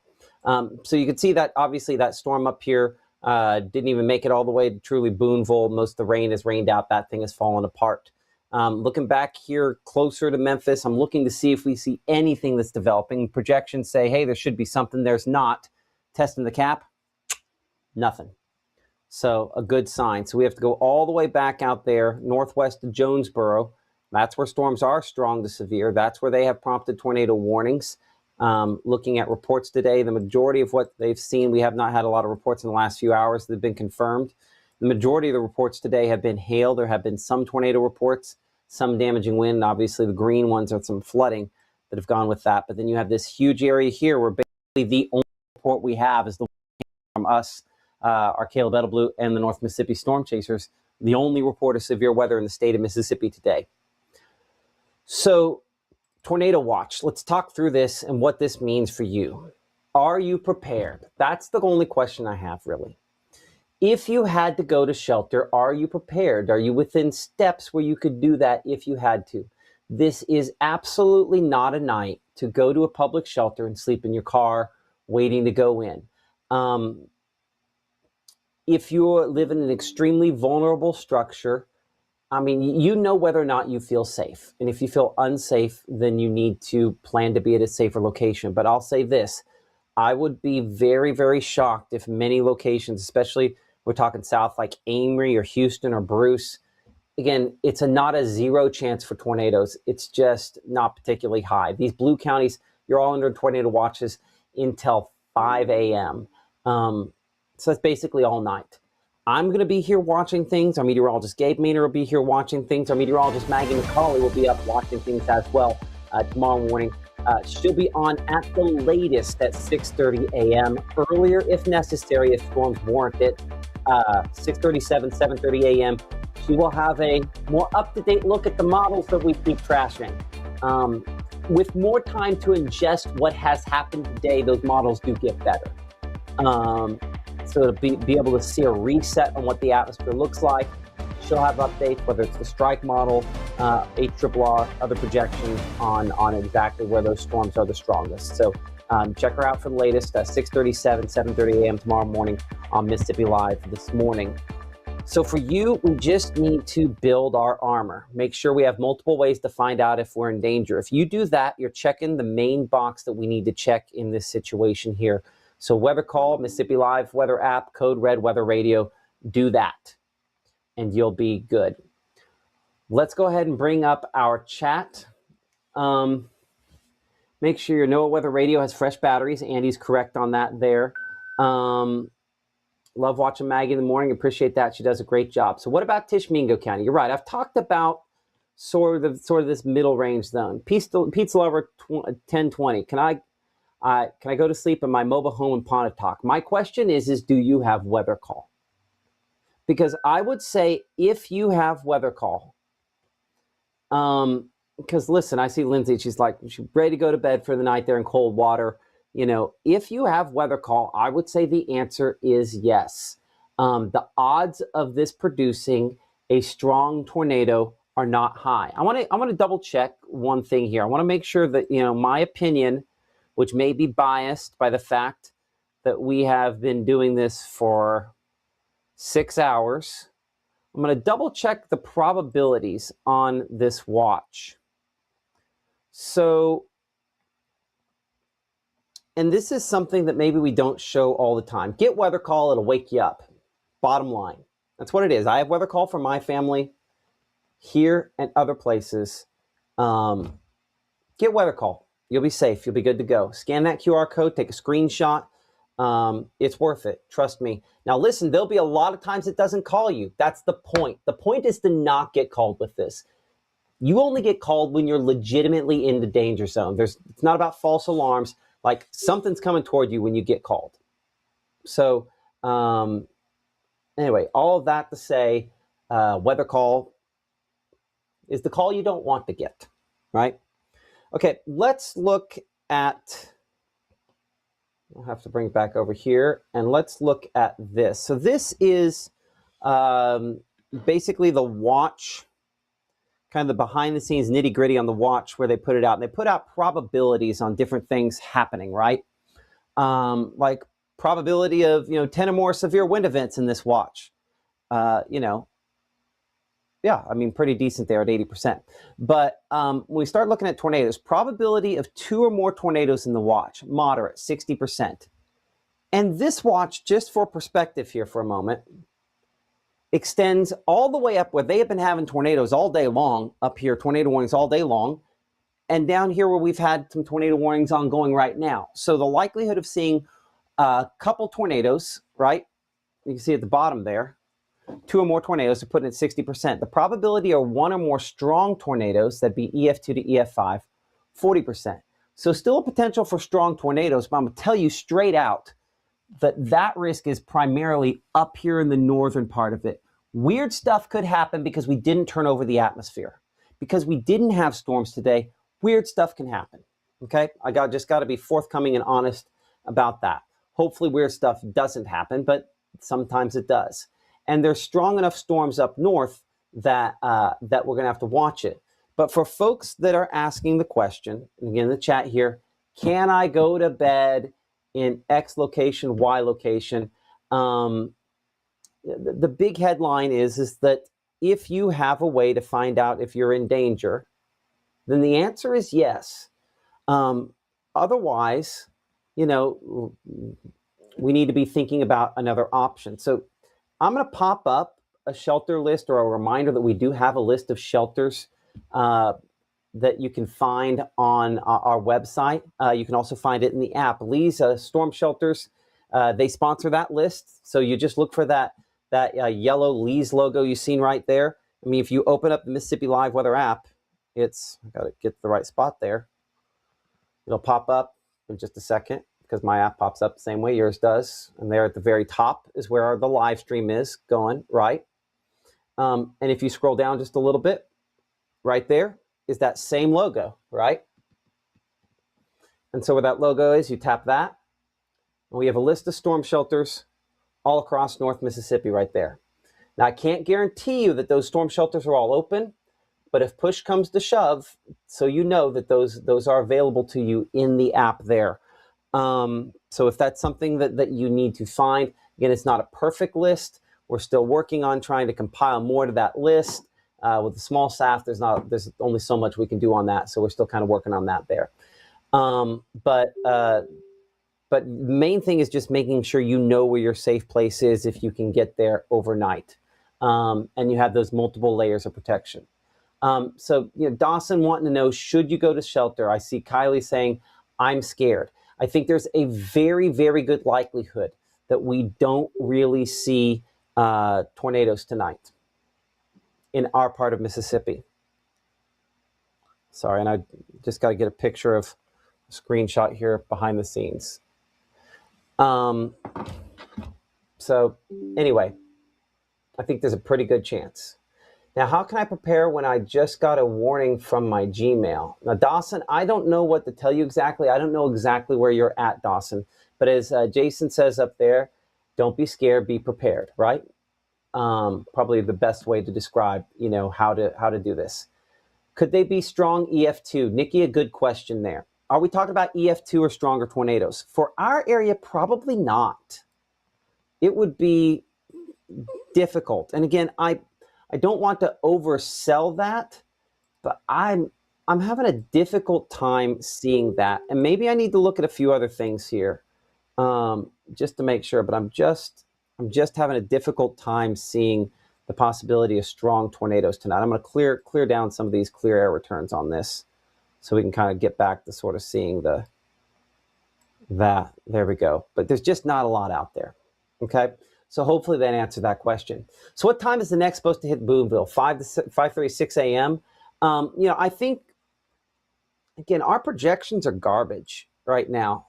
We do have a few storms. Now, hold on. We do have a couple of storms trying to develop up here into Tennessee, but the majority of the activity is all the way back here. So let's double check the speed on some of these and let's track it all the way out. So let's see here. Give me a moment to pull that up.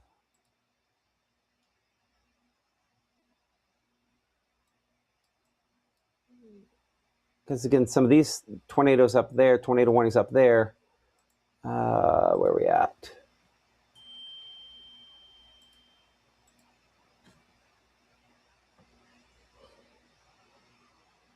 Video.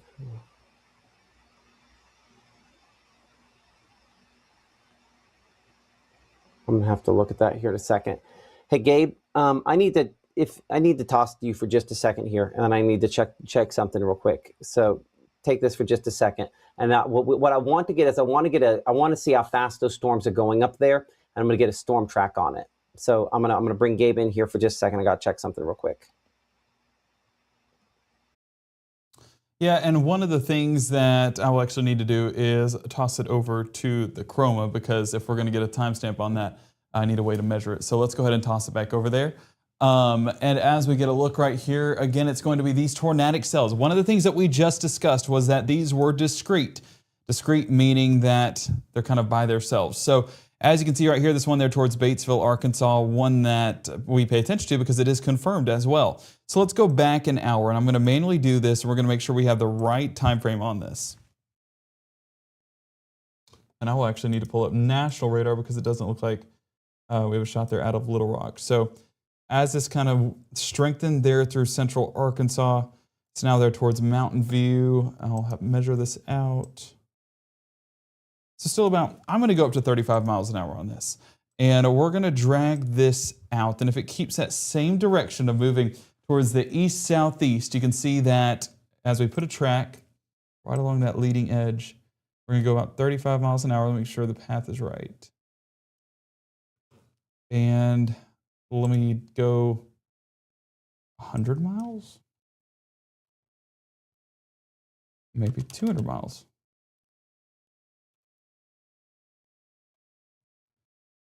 Okay, and I will edit the towns. Might need to edit even more than that. Maybe even more than that. I'm trying to get a Mississippi town in there. There's Jackson, Tennessee by 4 a.m.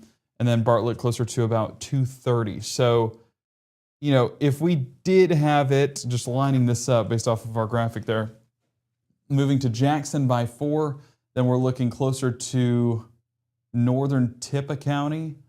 That'd be closer to the Walnut area by about 4 o'clock as well.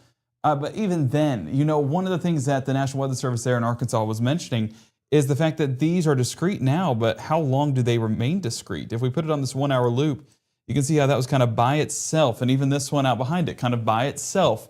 But these are merging within that cold front. These are moving more, these are all moving towards the east, and these are all kind of becoming more linear. And so while a tornado is still possible, that we're expecting a higher confidence for these discrete cells to actually produce a tornado as these do move on through. You know, that would have been the right thing to do, Matt. Thank you for doing that.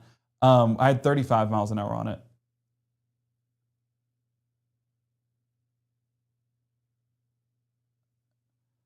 And then, oh, I'm standing right in the way. And then we'll expand that over to northern Mississippi to give you guys a heads up. And yeah, here come the dots with a lot of towns. But there you go. So getting a look still out there towards Tennessee, or Arkansas and Tennessee. Jonesboro there by 11:32.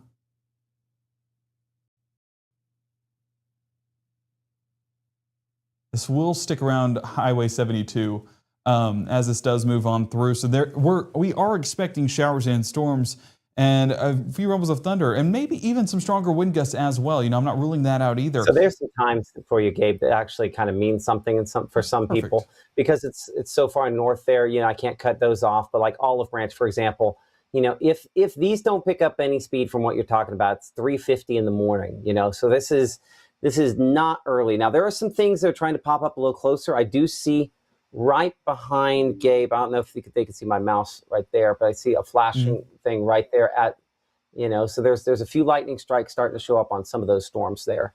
But yeah, it's going to be a long time, and that doesn't get the Corinth that shows until about 5 a.m., assuming nothing pops up in front of that. Now, it could go faster than what we're saying. That was going 35. Let's just say it goes 40 miles per hour. When you start talking about something that far ahead, that cuts off almost an hour for Corinth. So it's going to be late tonight. And I do also see that there's that one storm that's behind you there. I'll make you step to the other side. Right there, it's trying to get going. So this could fill in.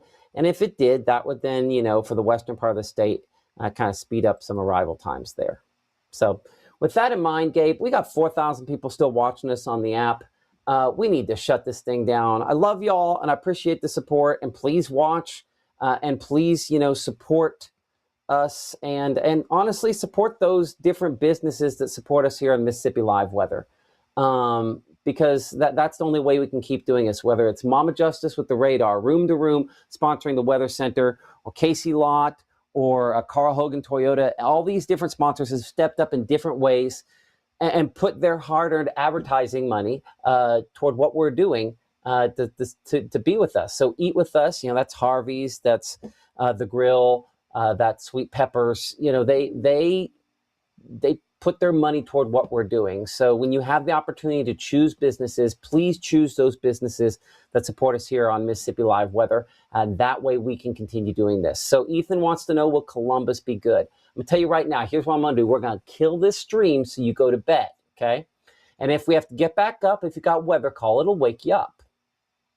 It's that simple. Make sure that you have multiple ways to find out if you're in danger. We always say building the armor, and you build your armor by adding layers, right? Layers save lives. So if in the middle of the night your phone goes off because it's a beep from us and it's a ring from Weather Call and another ring from Code Red and the weather radio goes off and the FEMA app's doing something else, then you know, hold on, something's going on. That's what you need. And then you get to your safest location at that point in time. So tonight is not a spend all night in the tornado shelter kind of night. Tonight is kind of a react sort of night because I just have a relatively low confidence that we're going to see tornadoes this part of the, very far into this part of the state. Near the Tennessee state line, certainly the possibility is a little bit greater. Tornado watch does continue until 5 a.m. We'll be monitoring things here, Gabe, Maggie, and myself. So we'll see. But I feel pretty confident that we're probably okay for tonight. Our next scheduled live broadcast will be tomorrow morning at 6:30 a.m. Our meteorologist Maggie McCauley from 6:37 and 7:30 a.m. here in the Room to Room Weather Center will be tracking the potential for active and severe weather again tomorrow with multiple rounds of storms. Hopefully we'll be able to clear some of that up. And we do appreciate, and we did not spend a lot of time doing this and probably should have spent at least a little bit more time with this. And I might just take a moment to add this back in, just to look at some of your pictures that you guys have sent in tonight. There have been some really, really pretty ones. We will put together, Gabe and I will put together an album that we put online of some of the pictures that you guys have sent. And I suppose here real quick, I can showcase a couple of those pictures here real fast that you guys have sent in using the Mississippi Live app like this. A lightning strike, looks like a drone lightning strike from a pretty decent distance away. That picture coming in from Joey there in Boonville looking west. Another shot here again of some of the lightning, and I think this is probably also Joey based on that same angle. Excuse me. So kind of a cool shot there. We've shown some of the hail pictures, quite a few lightning shots tonight from the North Haven area. Ashley Wimberly sending in this shot here. Do think we have a pretty decent shot from Ashton that he just texted in, Gabe, that if we upload to the app, we could get in there. So hold on. Okay, Gabe has. Do you have the ability to upload that? I can get it in there. I was going to say we do have video out of Senatobia from earlier today that was submitted by a viewer, David in Senatobia, and it was of the rotating wall cloud earlier. Oh, okay. I thought you were taking it. I'll get it. So as we look at this video, this was one of the more impressive structures out of Senatobia, and you can see what was a rotating wall cloud out there that we got a visual of. But fortunately, nothing was produced from it. But you know, if you put the video, Matt, if you want to manually run this, you can actually see the updrafts into the storm, and it was a really just interesting look out of there in Senatobia in a storm that wasn't exactly looking impressive on radar, but it did look impressive in real time. And so David doing a good job of showing those updrafts, taking the clouds, the condensation up there into the base of the storm, and it looked impressive. It definitely did have some rotation attached to it, but grateful that never really produced to the surface. But Matt, that was submitted by David over there in Senatobia, one of the more interesting storms that eventually produced our severe thunderstorm warning as well. And so yeah, you're getting a visual right there on the left side of just. Yeah, I mean you can see the scud being lifted up in that there. I mean it's loosely rotating right there. That's the part of it where you can sort of see. I wonder if I can drop that. Oh no, the CG's built in, isn't it? It is. I'm sorry. That's no. Don't apologize. That's the way we designed it, right? So that it'd always be there. I'm gonna press play on this part here again, but yeah, you can definitely see the vertical motion in that as well. So LP supercell, something they typically see on the planes, but something that we had here earlier on today. So kind of a wicked shot with that for sure. I don't remember what I was asking you when I tossed you a minute ago. Ashton, yeah, we'll see if we can get that picture, some of that stuff up. He was up there in Missouri and Arkansas, I think today, up in Arkansas. So we'll see if we can get some of that up here in a minute, perhaps. We do, again, appreciate our partners with the North Mississippi Storm Chasers. They have worked very hard. Obviously, Caleb rode around with them today to produce, get us the pictures and video from where we have had those. And I do want to, call attention here for a brief moment to one of the newest things that they have put together, which is this camera in the Pittsboro area in Calhoun County. So just a huge number of cameras, close to 30 cameras here across North Mississippi. We used them a lot today. We'll be using them throughout severe weather season and beyond going forward, and just an incredible public service. They're a 501c3 that they take donations. So NM North Mississippi Storm Chasers and Spotters.org. NMSCAS. North, if you think the first letter from each of these, North Mississippi Storm Chasers and Spotters.org. Been one of our partners for a long time back at the TV station and then here at Mississippi Live Weather. Okay, so we're monitoring things closely and we'll continue to do so, but thankfully Mama Justice Doppler is clear. Those storms are starting to fire a little bit more up here into Tennessee.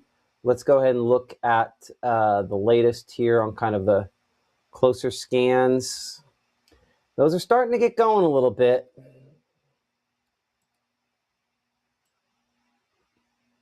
Still got a long ways before there's something. We're getting going a little bit there. And projections have been a little more aggressive on these building southward eventually, though most indications are that those storms, and I'll get rid of where it says tornado watch here for a moment, because we hopefully by this point know the northern part of the area has that tornado watch. Most of what we see here, the green is just clear, returns bugs and things like that. Some storms there kind of starting to go. Got a long ways before these produce severe weather. If they do, we'll come back on. We'll cover that more detail. Myself, our meteorologist Gabe Maynor, our Maggie McCauley, kind of monitoring things here tonight as those the storms, kind of intensify eventually here. But I think we're going to go ahead and wrap up this broadcast here, unless Gabe has an objection to that.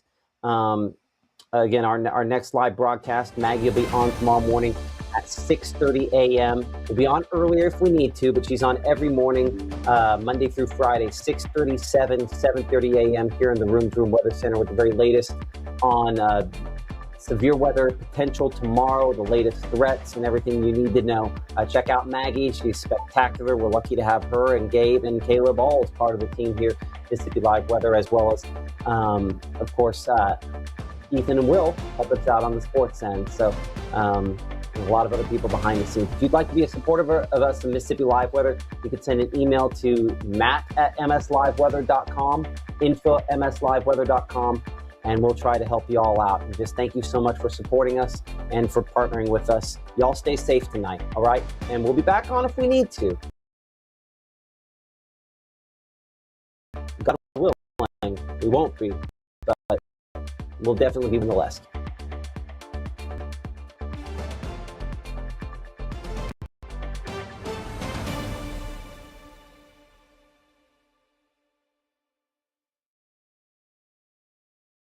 Can I ask a few questions? Yeah, sure. Do you have any pets? Yes, we have a dog, but she's